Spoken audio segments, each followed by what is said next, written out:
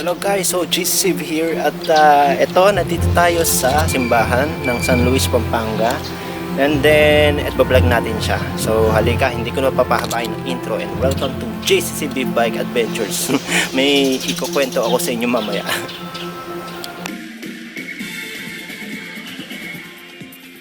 Okay guys, sana marinig nyo ko dito at layo kasi ng camera, okay?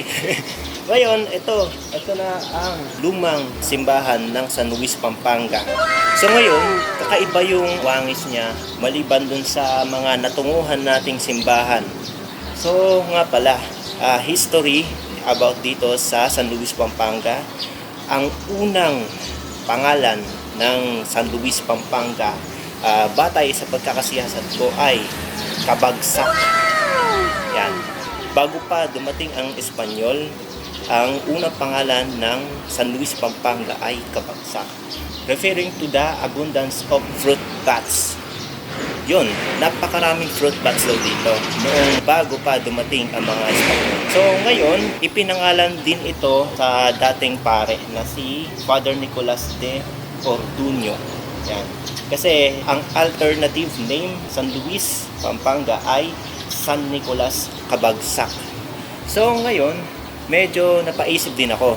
Parang kaparehas din doon sa San Miguel, Bulacan dahil ang San Miguel, Bulacan, ang pinakaunang pangalan ng San Miguel, Bulacan ay Mayumo. Ngayon naman, nang dumating ang mga Espanyol, ipinangalan ito kay San Miguel at idinagdag na lang ang Mayumo. Ngayon, ito parang ganito rin yung nangyari dito.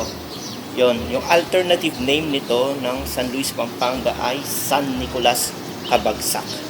So, inihuhuli nila ng mga Espanyol yung tunay na pangalan ng lugar kagaya ng sa San Miguel, Bulacan. So, ayan, meron akong trivia na sasabihin tungkol dito sa simbahan na to. Okay? So, let's go. So, ito, sa katunayan, hindi minimension sa palabas na Maria Clara at Ibarra, yung historical TV series sa GMA7. So, dito ang scene. Yan, dito ang scene. So, ngayon, sumisigaw si Clay. Ang scene, sumisigaw si Clay dito sa part na yan. Yan, sumisigaw si Clay dyan. So, ngayon, ang sinasabi niya, he's not dead, he's alive. So, sinasabi ni Clay na buhay si Crisostomo Ibarra dun sa scene na yon. So, yan. Dito yung shooting. Dito ginanap yung shooting na yon.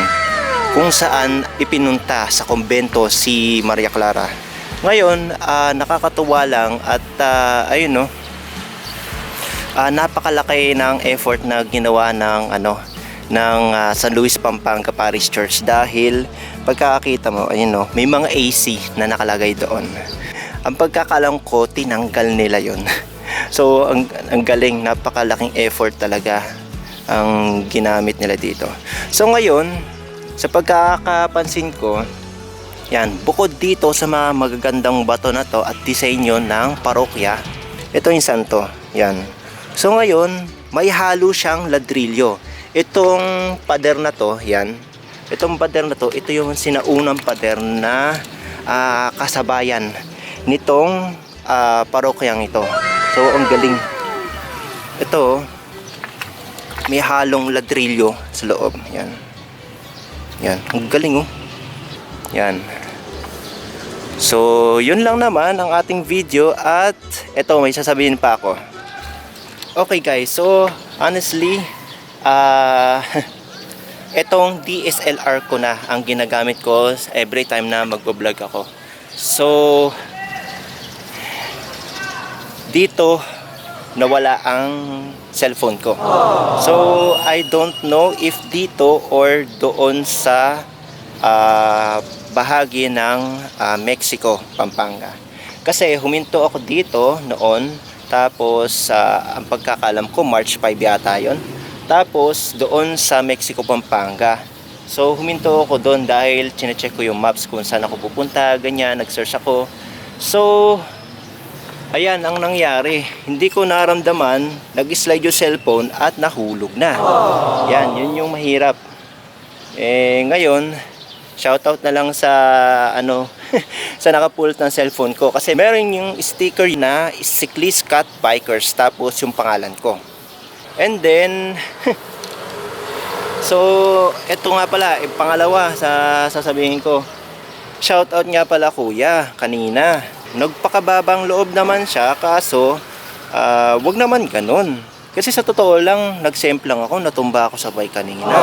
So, ngayon naman, okay lang naman si Nana. So, yung pinaka-handlebar niya lang ang, yung pinaka-grip niya lang ang medyo nagasgasan doon sa pinaka-goma.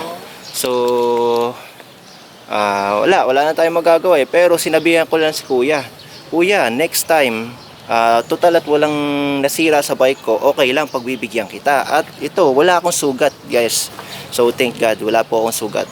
So, ngayon naman, pinagsabihan ko lang siya.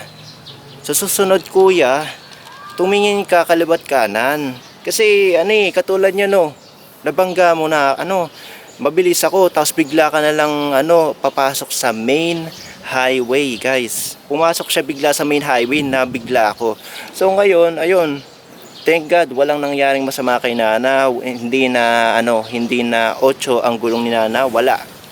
Yun, shoutout na lang kuya at wag mo nang gagawin yun, ha? Wag ka magpakamote, ha? Wag ka nang dumagdag, okay? So, sige. Mag-video na lang tayo dito sa napakagandang parokya ng San Luis, Pampanga.